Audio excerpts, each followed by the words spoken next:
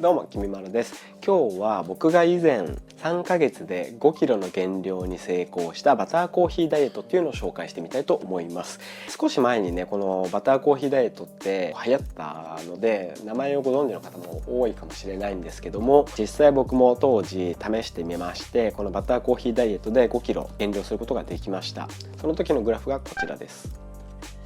こんな感じで結構みるみる体重が減っていっているっていうのがわかると思います。これで3ヶ月かな。当時は結構自分で食事生活だったりとか、あと運動も割とサボってしまってたりとかしていたので、どんどん体重が増えてしまっていて、今までいろんなダイエットをやってきたんですけども、これがね一番自分の体だったりライフスタイルに合ってるダイエットだなと思って、これをしばらく実践していました。それでご覧の通り3ヶ月でマイナス5キロになりました。5キロも体重が減るとやっぱり歩いていても体の軽さっていうのは明らかに感じましたし、あとベルトのこういう穴が3つ分絞られましたね。一気にウエストが細くなって、履けるパンツだったりとか着られる服だったりとかっていうのも結構変わってきますし、でやっぱりね痩せて体重が落ちて体型が変わってくると気持ちの面でもプラスになったりとかするので、ダイエットって体重が減る以外にもいろんな効果があるっていうのはやっぱりあるなと思いました。ただ僕もやっぱり意志の弱い人間だったみたいで、当時バターコーヒーダイエットをやって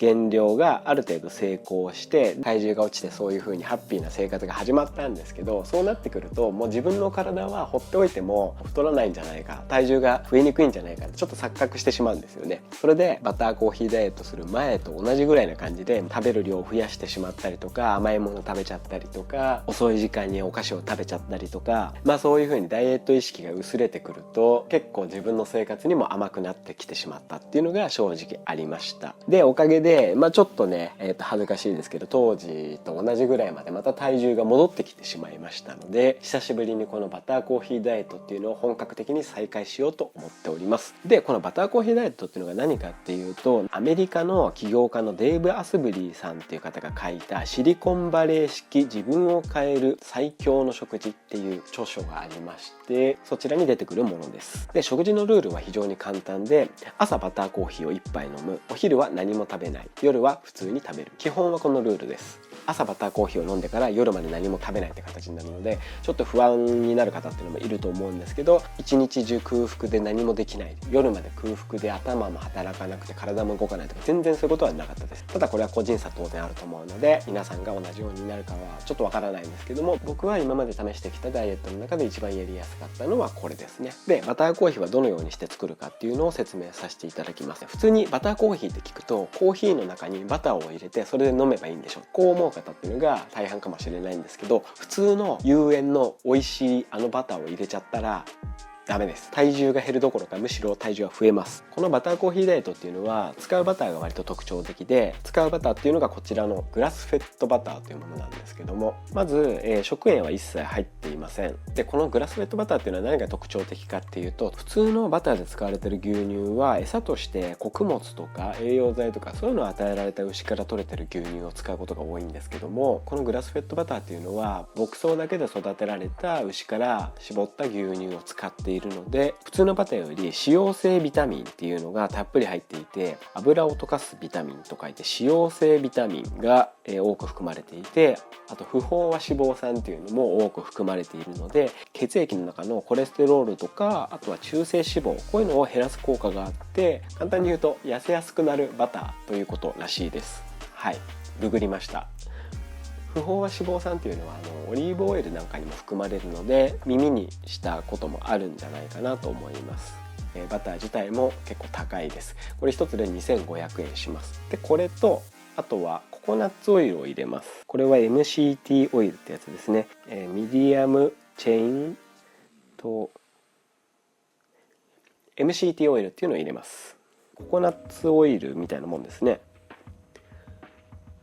これを大さじ1使います。でグラスフェッドバターを 10g、 MCT オイルを大さじ1杯、これを入れたてのブラックコーヒーに入れて攪拌して飲みます。じゃあちょっとね実際作ってみましょう。はい、まずお湯を沸かしていきますが、水はだいたい 150cc ぐらいを使います。まずお湯を沸かして、お湯を沸かしている間に僕はグラインダーで豆をひきます。でまずコーヒーのブラックを入れていくんですけども、僕の場合は家にグラインダーがあるので、豆を直前にグラインダーでひいて、その粉を使ってペーパードリップして入れます。グラインダーをお持ちじゃない方っていうのも結構いると思うので、そういった方はお店で豆をひいていただいて、で粉にした状態から使ってもいいと思います。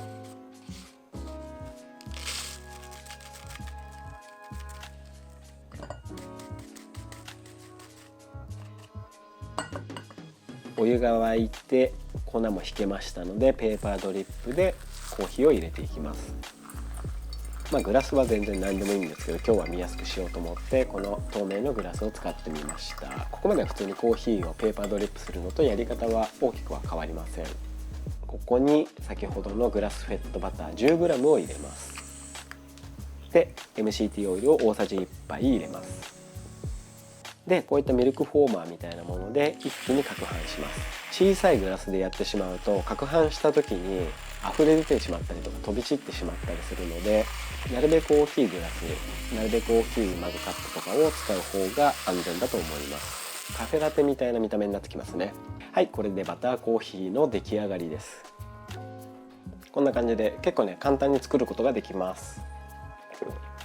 無糖のカフェラテに味は近いです。全然飲みにくい味ではないです。朝これを飲んでお昼を抜いて夜までは何も食べないって形になるので、もちろんね途中でお水を飲んだりとかお茶飲んだりとか水分補給は全然していいんですけども、夜まで固形物を口に入れないって形なので、やっぱり腹持ちであったりとか、あとは糖質を完全に取らない形になるので、頭の働きとかそういうのが気になる方っていうのもいると思うんですけど、結構ねバターコーヒー飲んでまず腹持ちに関しては夜まで全然耐えられます。もちろん空腹感というのはないかって言ったら嘘になるんですけども、全然耐えられる空腹感だったりします。あとは以前別の置き換えダイエットだったりとか、あとは朝食抜きとか昼食抜きとかだけをやったりとかもしていたんですけど、その時一番困ったのが仕事中に頭が全然働かないってことが起きました。でも他のダイエットと全然違うなと思ったのは、頭めちゃめちゃすっきりするんですよね。カフェインのせいなのか何のせいなのか分かんないんですけど、頭の回転に悪影響を与えないっていうのがこのバターコーヒーダイエットのいいところでもあるなと思いました。で朝これだけ飲んで、それでお昼を乗り越えて、で夜のご飯なんですけども、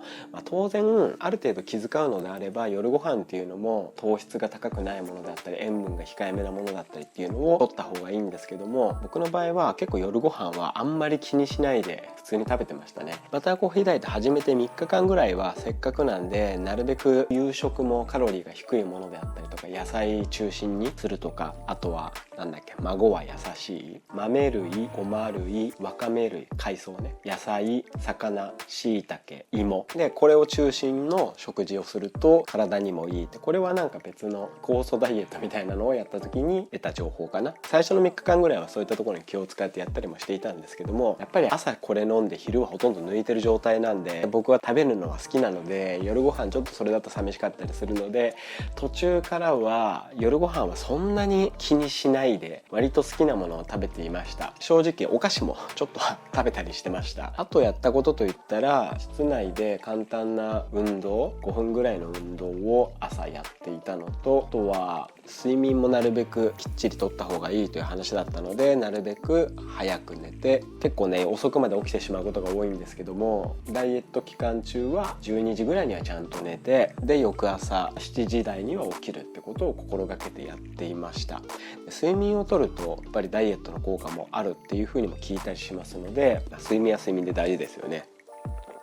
であとはもしかしたらこれが大事なんじゃないかなと思ったのは、体重を毎日ちゃんと記録すること。多分これだと思います。さっきグラフをご覧いただいたと思うんですけど、朝起きて体重を測ってすぐにそれをアプリで記録する。でこれを毎日やるだけなんですけども、例えば初日が68キロで1回バターコーヒーダイエット1日挟んで翌朝測った時に 67.5 だったら、ちょっと1日で 0.5 キロ減ったっていうのでモチベーションも上がるじゃないですか。でモチベーション上がってさらに翌日続けていってさらに 0.5 キロ減っていったとかって言ったら、当然モチベーションは続き続けるんですけども、例えばそこで少し何か食事を多く取っちゃったなとか言った時に体重が気に0.8 とか1キロとか戻ってしまったら、あの時の食事が影響したんだなっていうのが実感できるんですよね。で実感すると食事が体重にもたらす影響だったりとか、あと例えば運動をサボったりとか、1日丸々寝てしまったとか、間食をたくさんしてしまったとか、そういった時に体重が増えてしまうって言ったら、何が原因で体重がちょっと戻ってしまったかっていうのが自分の中ですごい理解しやすいんですよね。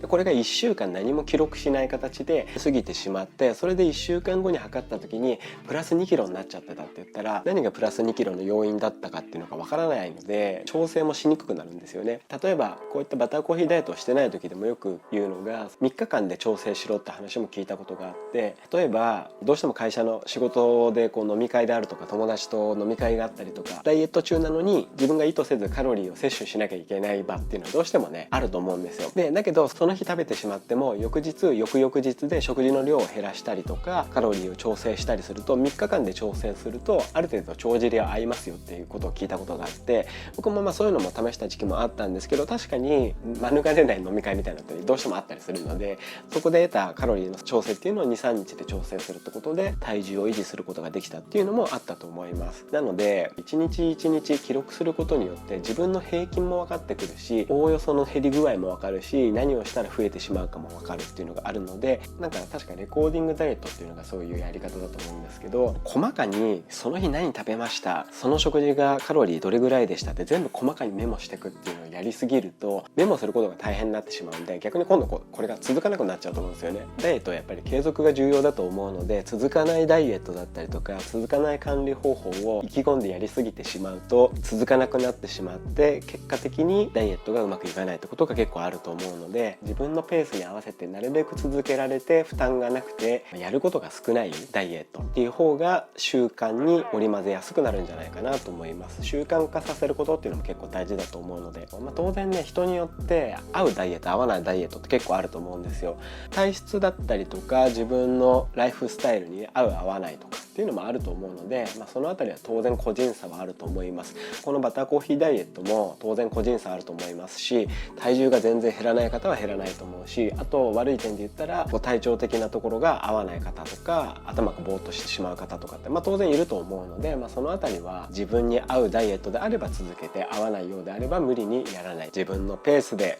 強い負担にならない形でストレスフリーにダイエットするってことが重要なんじゃないかなと僕は思います。はい、そういうわけで本日はバターコーヒーダイエットについて紹介させていただきました。この動画が良かったと思う方はいいねをお願いします。あとは動画の中でわからないこととか気になることなどございましたらコメントの方をいただけると嬉しいです。本日もご視聴いただきありがとうございました。ではまた次の動画でお会いしましょう。バイバーイ。